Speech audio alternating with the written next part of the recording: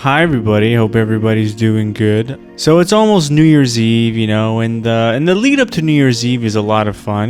There's Christmas, and then you drink a lot, you have a lot of fun, you see family, eat food, I love to drink a lot during the holidays because it's kind of like an excuse. Like you have like a gin and tonic, you're like, yeah, it's the holidays. You have beer, hey, it's the holidays. You got eggnog or whiskey, hey, it's the holidays. It doesn't end with Christmas because then there's the lead up to New Year's Eve. And so, right now I'm drinking a drink, I'm having a nice time. It's still the holidays, and then once January 1st comes, and then you cut it out, it's all out of your system. Then there's no more fun involved at all, With the whole pandemic and all, I don't really foresee there being any fun, crazy parties, So to commemorate New Year's Eve, I will tell a few party stories from my life about the times I've gotten like really, really drunk and been in situations that are either like fun or like scary or crazy. So here we go. Here's some stories. So I was friends with this guy from my university, this college class I took. This really cool dude. His name was Tom, and he was this French guy. And we became like pretty good friends during university. We bonded over some things, and he had like a certain taste for parties. He liked kind of like fun loft upscale parties with like a theme or whatever.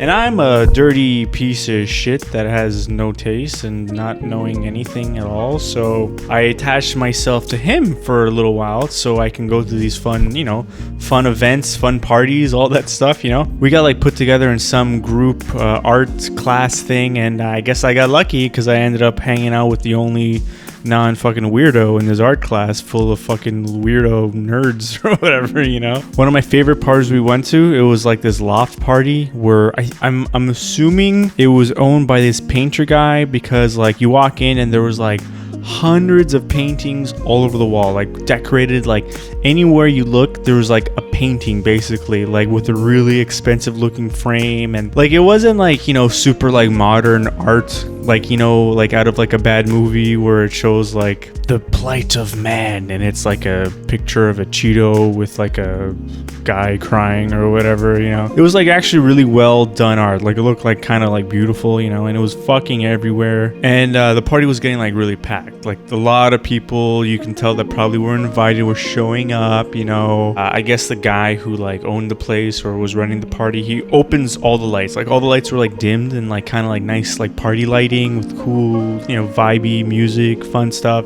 Everything just like stops, music stops, lights open. There's like this shirtless guy in like really tight jeans and he's like, who the fuck took it? Who took it? Somebody took my painting.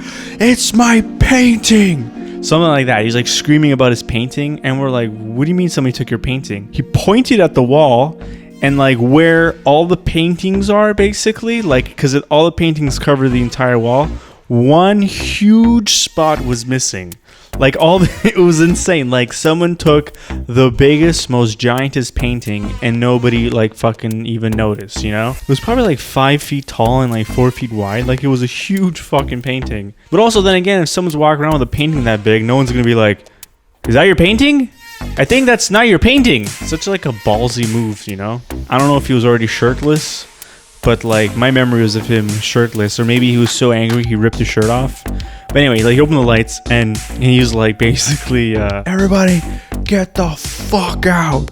Get the fuck out. I guess he like rented security or got security, because like all these big guys started pushing us out, and they're getting like really touchy and like kind of like pushing us out. And I guess some people were getting like really upset, so they started like pushing back, and then they started pushing harder, and then they just started like throwing punches, and everybody all around us started like basically fighting. It was like this hipster saloon brawl where everybody was like throwing their vegan biscuits and like their mojitos all over the place, and me and Tom were like,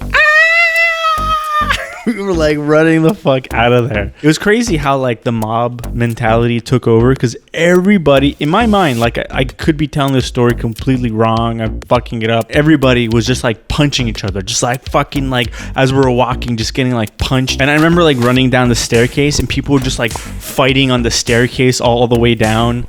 And then I opened the door and everybody spilled onto the street and everybody was just fighting in the street. And I was just like, I was running away. I was like, ah! And I remember being like, oh, fuck, man. Dude, the night's ruined. I guess we all gotta go home. And Tom was like, what are you talking about? We're just gonna go to a bar instead. And that's when I knew this guy was awesome. Because he didn't let a few punches ruin a night. If anything, he thought the night was just getting started. And that was like the most interesting part of that night because it just turned into a good night. This other time I went to like a house party and I was like really, really, really young. Probably like 17 or 16, you know. I was hanging out with like my stepbrother. We were in Laval, which is like north of Montreal. It's like a shitty city that's just north of Montreal. And we went to his friend's house. He was having a party. And this guy wasn't all there. He was like kind of like a dumb idiot guy. Very, very nice. I'm not even sure very nice. He was kind of like weird and scary looking. And he's one of those kids that like his parents let him do anything. Like he would like smoke weed, get drunk, trash like his basement where he basically fucking lived. His dad didn't do anything about it. He would come downstairs and his son would be like passed out drunk like in the bathroom, and his dad would be like, oh well, I'll just ignore this and let my wife figure it out. I don't fucking know. He was having a party. Everybody in that neighborhood fucking showed up. It was I don't know how the fuck. The parents were upstairs and everybody was like just downstairs getting like as drunk as possible. I was kind of like a good kid, so the whole time I was like fucking freaking out. I was like, this is terrifying. And so the guy that was running the party, this dude, let's call him John. John was like wasted out of his mind. He was hitting on this girl, right? He was like, hey baby, how's it going? Is everything cool? And I think like this dude was like dating the girl. So he was like, dude, could you back off? That's my girlfriend. Like, you're fucking bugging her. And he's like, come on, man, don't worry, everything's cool, man. And the guy pushed John, like pushed him out of the way. And John was like, come on, man, fuck off. And then they had like a bit of a tussle, but everything settled down. I was like, okay, cool. I'm like, hey, John, you alright? He's like, man, this guy keeps on fucking with me. I'm trying to talk to this girl, but he won't leave me alone. And I'm like, it's his freaking girlfriend, man. Like, talk to anybody else. It's his fucking girlfriend. And so the guy comes back. He's like, dude, you're talking to my girlfriend again? Fuck off. And then John picked up like a pair of scissors, and he was like, I knew at that point he was like, he was out of his fucking mind. And he started swinging around these pair of scissors like, yeah. The guy grabbed his arm, just took the scissors from him, and then John tried to grab the scissors, so the guy just threw the scissors right at him, and it got stuck into his arm. And everybody was like, holy shit, what the fuck? And he's like, the scissors were stuck in his arm, and he was like, dude, I don't know what you're doing in my house throwing scissors in my arm, but you gotta get the fuck out. And we were like, I think this guy's on like heroin or like some sort of like, he's so fucked up, he's gone all the way around that he's like reasonable, sort of. Like, it didn't make any sense. And everyone was like, let's get these scissors out of his arm. So somebody pulls them out. He starts bleeding like fucking crazy all over his carpet, like his shitty, it was already like cigarette stained carpet. I go in his bathroom, I get like some wrap, and I start like wrapping around his arm with like gauze or I don't know what it was, a band-aid or whatever. He keeps on hitting on the girl, keeps on talking. She's like getting annoyed. The boyfriend comes back and he's like, dude, I know I threw something in your arm, but dude, could you just fuck off? And then John was like, listen, man. And then John goes in for like a swing. He like misses. The guy pushes John. He falls onto his glass coffee table and hits his face on a bottle of beer that's on top of it. And it was insane. Like, it was this giant smash. Like, everybody's like stopped in like fear. Like, nobody's like saying anything. He gets up and all his top teeth are just all bashed out. Like, they're all like just mushed. And everyone's like, holy fuck, let's get the fuck out of here. We're all like, let's go to McDonald's. And everyone's like, woo. Like, most people there have like mopeds or whatever. And so I get on the back of my friend's moped, some guy's moped.